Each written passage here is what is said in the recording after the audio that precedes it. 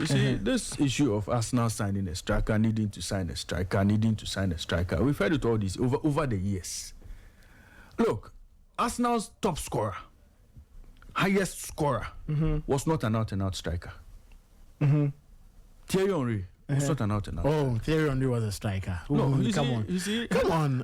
Henry was an out-and-out striker. And that is where you get it. No, Henry was an out-and-out striker. To cut in but the point is, no, Raymond. Then you can talk about Raymond, right? As time went on. As time went on, Henry metamorphosed into a fantastic goal. As Robin van Persie a striker. But he's not your typical centre forward.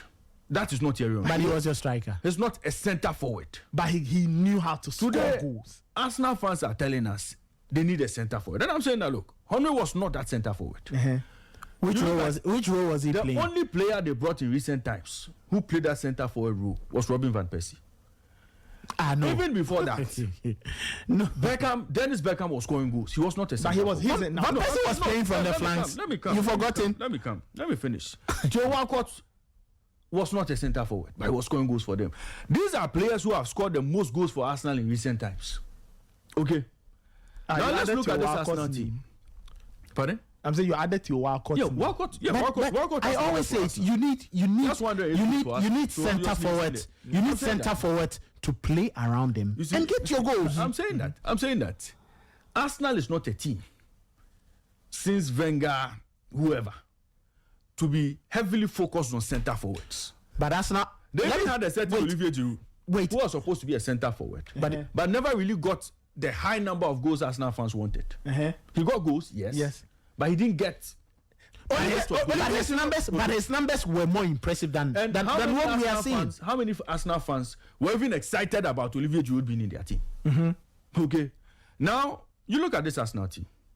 They have goals from almost every department of the team. Which so but it's scanty. Kai Havertz can pop in and score goals for you. He scored as many as 9 this season. 9. No, let's go. Martinelli has come in, scored as many as 6. Saka before injury. Which many? You call 6 for Trossard. Trossard has 4 goals under his belt. Merino has 4 goals under his belt. Thomas Partey has 3 goals. No, I'm coming. No, when you add all of that, how many do you? Gabriel before injury had 3 goals under his belt. Nwaneri now has 3. You understand? And then you even have Odegaard prior to injury was in there with some goals for them. Calafiori also got a few goals for them. So that Arsenal team has not been built in such a way that they lack goals. The team has goals. When they play well, they win matches. When they play well, they win matches. But for Odegaard's injury, but for Saka's injury, I am sure we wouldn't have been visiting this issue of centre forward. I spoke about the squad depth. I think that I spoke about the squad depth. Arsenal have a very good squad. Arsenal do have a very good squad. They have good players on the bench. Which good players are on the bench? Let me ask you a question. Let me ask you a question. Come on. So if that is the case, how come they are 11 points behind Liverpool? They are 11 points behind Liverpool because they've not been fortunate with injuries. That's a fact. They've not been fortunate with injuries. Yeah, they've not been lucky. Where are the injuries? To be fair, you need to have some luck in terms of injuries. But as a manager, when you plot for a season and you have a war chest or you've been given a transfer kitty, don't you plan to have almost like for like? Because things can happen. Saka's injuries, how do you feel? We all knew that one day it was going to come. Yeah, because he was playing games of too many games. This would always cause too many games. No, but what do you do with your best player? You play but manage. Today, Liverpool, they are heavily reliant on Salah. Take Salah out, who replaces him? Nobody. You understand? Teams, but they are not abusing quote-unquote Salah. They are not overusing as much Salah as possible. Teams try to keep their best players on the pitch and try to keep them fit. If they are not lucky and the players get injured, the coach would have to find plan B to play. It happens to a lot of teams. Real Madrid have dealt with that this season. Barcelona have dealt with it. Manchester United are dealing with it. Tottenham Hotspur are dealing with it. Manchester City have had their fair share of injuries. And look, but for Rodri's injury, we won't be talking about Man City the way we are talking about them.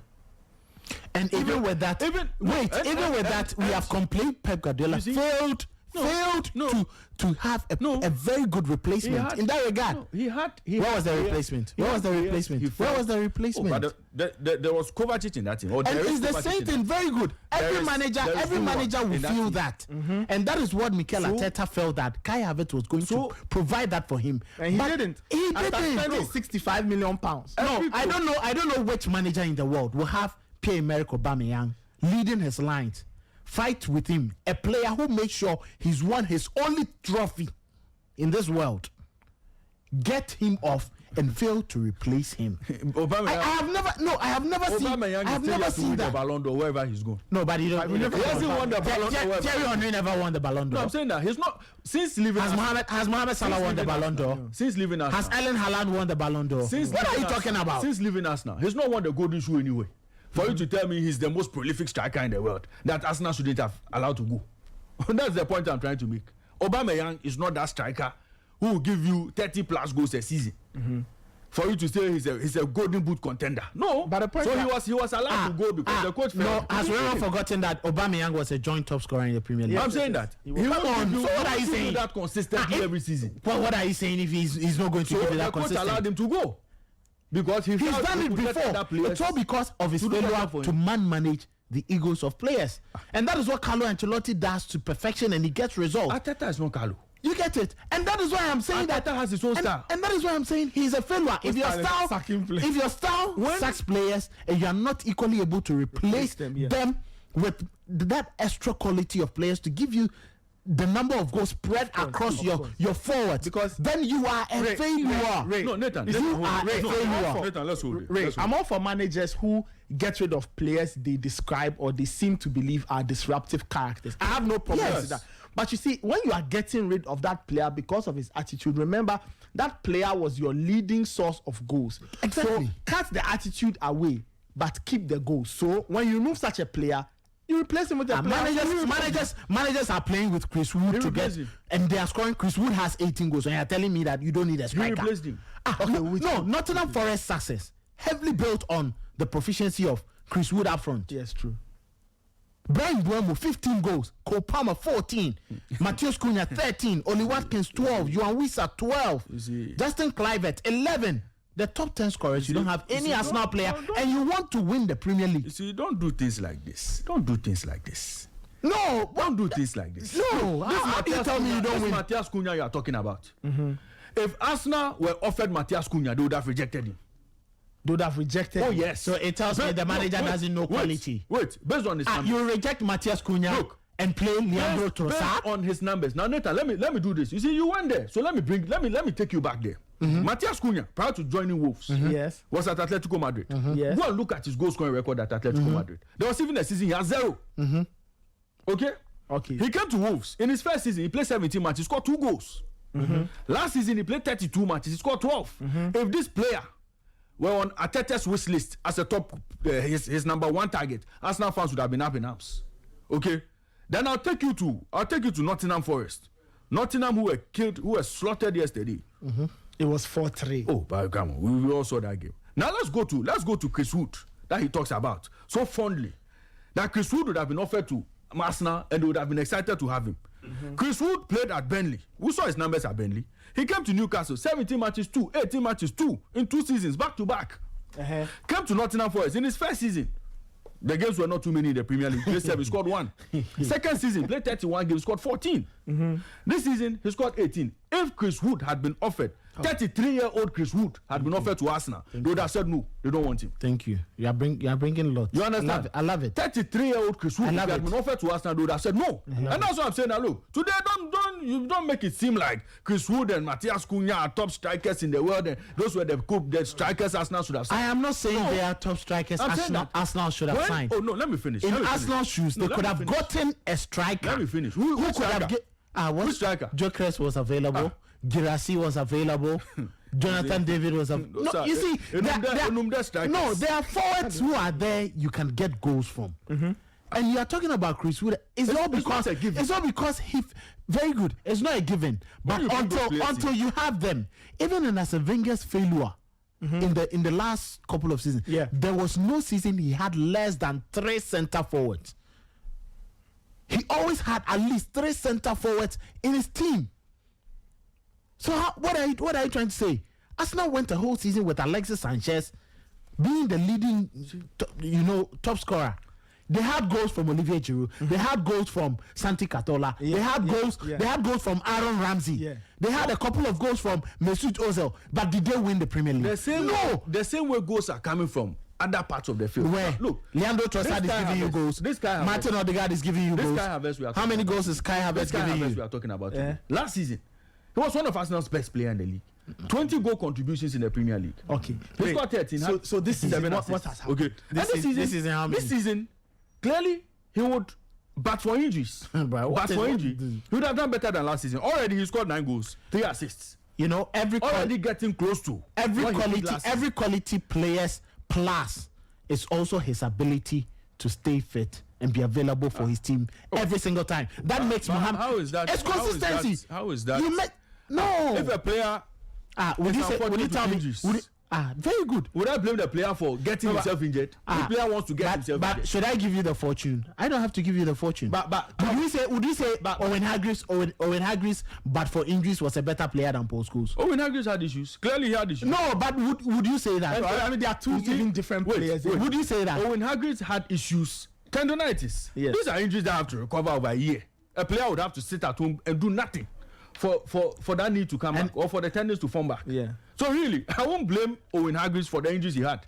The same way I'll not blame Kai Havertz for getting injured. I'll not blame Gabriel Jesus for getting injured. Fair point. But Ray, don't you think that, you see, Kelvin's point is this, that all the teams who are in the hunt for the big prizes, either in England, France, Italy, Germany, Spain, wherever, all those teams have certain characteristics. Players who can deliver, right? So Saka was delivering. I'm coming. The same way Salah is delivering. Lookman is delivering for Atalanta. You've mentioned Mo Salah. There's Chris Wood. There's Isak and all of that. I think Kelvin's point is that Arsenal should not dream of winning the big prizes if you don't have that one player there who you are sure can give you 15, 18, 20 goals. Because to win the league, you need somebody like that. Yes, no doubt.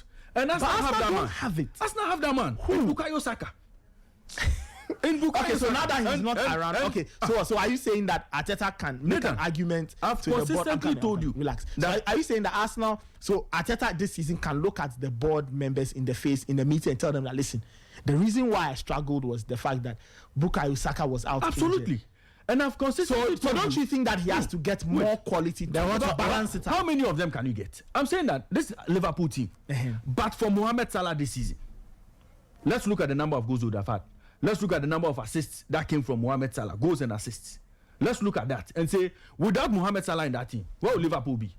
The same way for Arsenal. Diaz has 9. Gakpo has 7. For Arsenal last season. Diaz has 9. Gakpo has 7. Saka in 35 games had 16 goals and 9 assists. How many? Huge impact. How many? 24. Huge impact. That was the highest. 24. 69, the season before, it was Bukayo Saka's 14 goals plus 11 assists. 25. So Bukayo Saka has been the Mohamed Salah Liverpool have for Arsenal. This season alone, how many goals has Salah? But for that unfortunate injury. No, how many goals has Salah? How many? 25 plus how many? Plus how many assists? Yes. Plus how many assists? 16. And you see, look at Erling Haaland. How many goals, even in his poorest season? Salah. You see, you're here saying Arsenal should have signed a centre forward. Mohamed Salah is not a centre forward. He's not an out-and-out striker. Oh, come on. But he does the job from wherever he plays. Wait. He does the job from the right-hand side of attack. Okay, so this argument of Arsenal should have signed a main man. If I get you right, your argument is that Arsenal have Bukayo Saka. They have goals from other parts of the pitch. But for injuries, no Arsenal will be where they are. So now, how do they cure that problem going forward? You need that whole transfer window. It's too late in the day. After 700 million. It's too late in talking about Mohamed Salah not being, he's a wide man, all right. Yes. But Liverpool are playing around a focal point person. They are playing around 2 focal points. Nunez. Either he plays Nunez or Diogo Jota. Yeah. There are times for last part of this season, yes, been Cody Gakpo playing through the middle. Yes. They are playing around figures. But look at us now. Kai Havertz, is he that man you want to play around for Bukayo Saka to does he score goals? Yes. Is he Arsenal's top scorer this season? Yes. No. But for injury, you see, and I'm saying what is bad for injury? If you're a team and you bank your hopes on just one player the entire season, then what is the job of the coach? To be fair, then Arsenal should have gone to the Saudi, gone and bring Cristiano Ronaldo. Put Ronaldo exactly. No, one team. You don't build a team. You don't build a team and say just one person should be the antidote. Man City, for all their dominance in the league, we saw them play without Erling Haaland yesterday. Yeah. Who replaced Erling Haaland in that Man City team yesterday? Show me. Who replaced him? Who replaced Erling Haaland in City yesterday? Nobody. And that's what I'm saying. You cannot have 3, 5, 6, 7, 8, 9, 10 strikers in one team, hoping that if this one is injured, this one will bang the goal scene. 1, 2, 3, 4, 5. It doesn't happen. But at least how many do you have in a season? If you are going in as a coach, how many strikers do you get? Goals coming from. No, how many strikers do you get? Odegaard, Saka. Isn't Havertz a makeshift? Goals coming. Wait, isn't Havertz a makeshift centre forward? And the likes. That's what isn't Havertz a makeshift? I will not buy this argument. No, isn't Havertz a makeshift? Even Havertz a makeshift centre forward. Find a way to get a goals. Oh, see, you find a way to get a goals, and that is why I am saying if the manager is not doing that, it stems from his lack of depth in the squad, which he has built. I disagree. The manager is struggling because, unfortunately, some of his top players have gotten injured at the wrong time. Liverpool had several injuries this season. Let's not act like Liverpool haven't recorded injury. Which injury? Jota was injured for most parts. Wait for the Salah season. And they lost Argentina guy. What's the Argentine guy's name? They lost Gakpo. McAllister hasn't been his best. McAllister. Let these three sincerely, McAllister hasn't been his best this season. There are times they are forced to take him off and play VVD and play Curtis Jones. Or Gravenberch get injured. Or Salah get injured. It's Arnold at his best at Liverpool. No. This is it's Robertson at his best as Liverpool. Yes, they are their best. Oh, come they are doing well. So you see, now Gravenberch is in the season. He has filled a position where Liverpool struggled last season because when Fabinho left, you and I realized they lacked that person. Now Gravenberch has filled that hole. Fortunately, he's not gotten injured. Oh, very good. Now Arsenal needed to fill a hole, and Arteta refused to fill it. It's not like you have filled it and the man has gotten injured. He did not fill it, and now he's forced to play a makeshift. A man who is supposed to play on the left-hand side of your central midfield is now being pushed there. So it's a makeshift, and that is where the problem comes from. Makeshift will not always excel. Makeshift will excel to a certain point, but it gets to crucial moment and it becomes difficult. And we've seen makeshifts and how they've struggled this season. Aurelien Tchouameni at Real Madrid. Nathan, you and I see Tchouameni in that makeshift, and you're like, come on, what is this? Manchester United play Kobe Mainoo in that makeshift recently. Was it working for them? Nathan, I want to ask. The makeshift Amorim has tried to do with the 3-back system, has it worked? My final question. Chelsea in their makeshift of playing Cole Palmer and then Enzo Fernandez as their centre forward, has it worked? No. My final question. That as Nathan, a coach, you don't go into a season and say that I'm going to play a makeshift. Okay, Nathan. How does it work? Ask a very simple question. A very simple question. Okay, you finish and then. If you are Mikel Arteta. Yeah. You are Mikel Arteta. Yeah. And the season prior to this, you finished second, just 2 points behind the eventual winner, and your team scores as many as 91 goals in the Premier League. Do you have a problem in attack? Which season is this? The season just before this one. Yes. He scored as many as 91 goals in the Premier League. Does he have an attacking problem? No, based on those numbers. City scored 96 goals with Erling Haaland in that team. Arsenal scored 91. If I'm a coach going into the season, I don't think I need strikers. After scoring 91 goals in the season, I don't need strikers. Even Real Madrid bought Kylian Mbappe. Defensively, he conceded 29. The best defense last season. He felt that, look, titles are won in both halves. Yes, let me solidify my backline. And then he goes into season. Maintain my boys up front. Because if my boys can deliver 91 goals, I am close to winning the league. And that is the mentality of Arteta. Absolutely nothing wrong with thinking that. The reason I agree with you based on that argument. My only pushback would be that Mikel Arteta, in thinking about all this, should have thought about, okay, so what if something happens? What do I do? He was getting lots of goals from different players. You see, the question still stands that Mikel Arteta should have known that the work. I'm sure the medics must have told him that the load on Bukayo Saka was huge, and he should have found. It's not like he was playing like Salah, who doesn't think about defensive duties. So Saka was forced to come and defend every now and then. Tactically. Oh, come on. Tactically, lead the press. No, not leading the press. Not leading the press. And fall back. Do you know? Very good. That is the falling back. So, for him to even pick up his strides every single time, the different turns in acceleration and deceleration was my brother. You know, it's the reason why. It's the reason why players like Mohamed Salah, Kopama, and the likes excel up front without any worries, because there is less responsibility. Salah is an old man. If you joke, there's less responsibility on them to do what? To fall in and Manchester City. An old man. You can't get him to play like that. Did Manchester City 23 for God's sake? Did Manchester City struggle with creativity yesterday from the flanks? No, last season. No, I don't think they did. They did. No, it's this season that they kind of struggled. Why did they decide to bring in Savinho? Yeah, because they realized that he needed to fill up the space. It is different. Wait, it is different if you have replaced or you have backups and they are failing, than not to have backups at all. And that is a problem. Arsenal have what I am talking about. Both quality players. About that team that played against West Ham. You didn't see the players. Which team? Ethan in one. Which players? In one. Merino. Give that ball to Man U today. Merino that destroys players. Merino got Arsenal out of jail in their last game. Their game before this one. But the trick didn't work. But today, Arsenal fans feel that Merino is not a good buy. No, they are not saying so. They are saying that Arsenal fans should stop being emotional. No, when the season started, who brought Manchester United from their woes? Sexy. Yeah, and Ahmad. Sexy and Ahmad. Now Sexy. Manchester United fans, do they think he's the best person? No. They want him. Højlund was scores freely in the Europa League? Yes, but in the Premier League. You see, it's about the consistency. If you're not consistent enough, you won't win. And look at how many years Mohamed Salah has been that consistent with his numbers, 20 plus every single season. He's the only player to have done that in the last 4 seasons. I mentioned it on the Sporting News Extra. He's not an out-and-out striker. He's the only player in the Premier League era. Still a winger, a forward. And that is why I am saying. So wait. Without a striker. Wait. You can do the job without a striker. If Salah but where are the other forwards? Arsenal has only one other forward. That is Gabriel Jesus. But how many other forwards Liverpool has? Yes, they have Nunez.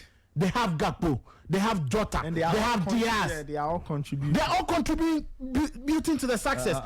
So if it gets tougher for a team, to have Bukayo Saka excel, and you and I know this season, when the season started, you could clearly see that teams know that Arsenal's only outlet is through Bukayo Saka. If you stop him from games, that is it. And now they resorted to corner kicks. Now the teams have found out that the corner kicks are not working. You have no antidote now. Arsenal has no antidote whatsoever. If Liverpool's backups behind Salah, it is single goal contribution. Arsenal also has single goal contributors. Diaz 9, Gakpo 8. Who again? So go to that table and look for the Arsenal players. Like 4. Nunes 4. Go to that table and look for the Arsenal players. All those numbers, Arsenal can give you same. If it's about backups, will give you single digit numbers. Wait, so Arsenal can give you same. It's about the quantity of the single digit numbers. Arsenal's top scorer this season is who? Kai Havertz. Yes. 13 goal contribution. Very good. Let's go back. The next player is what? Gabriel Martinelli. 6. The next player is who? Single numbers can give you. Bukayo Saka 5. But for 6 plus 5 is what? 11. 11, yeah. Those are the next 2 top scorers. Liverpool have 9 and 7. How many goals is Saka 5? 16. Saka 5 plus assists. How many assists? 10. He was counting goals. Add the total goal contribution. Okay.